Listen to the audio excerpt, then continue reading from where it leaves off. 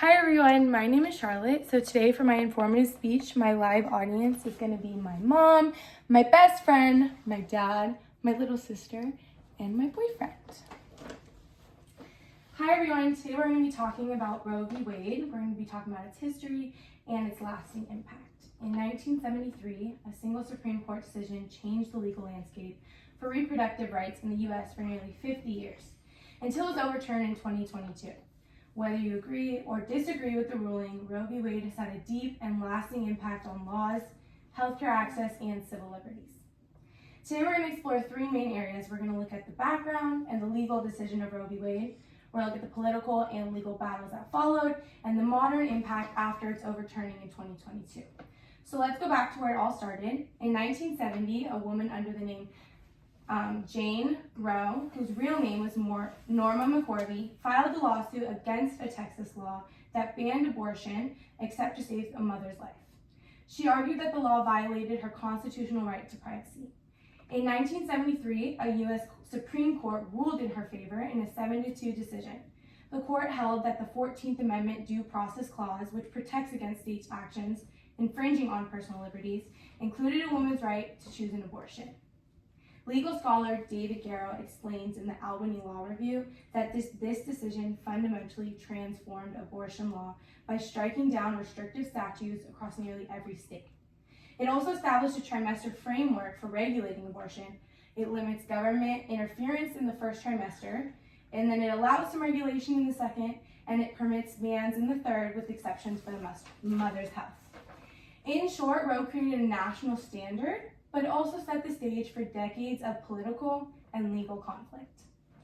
After Roe, this issue did not end, but it intensified. In 1992, the case of Planned Parenthood versus Casey reaffirmed the right to abortion, but it scraped the trimester framework. Instead, it introduced a new standard. States couldn't place an undue burden on women seeking abortions before liability. This opened the door to state-level restrictions like waiting periods, parental consent laws, and mandatory counseling.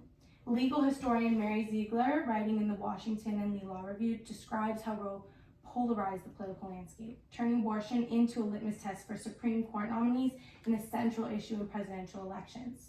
Pro-life and pro-choice movements gathered and grew stronger, mobilizing millions of Americans and influencing campaigns, fundraising, and activism.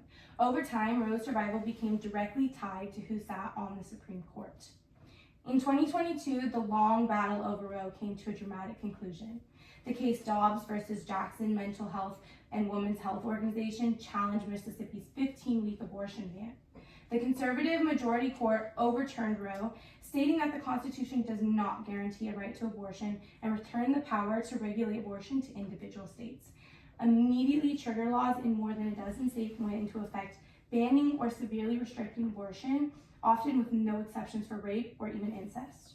Now, where you can live can dramatically determine your access to reproductive care. According to Ziegler, these legal disparities have disproportionately affected low-income women, women of color, and those in rural areas, creating a new form of health inequality. Beyond abortion access, Dobbs has also raised concern about the future of other rights based on privacy, including contraception access and same-sex marriage.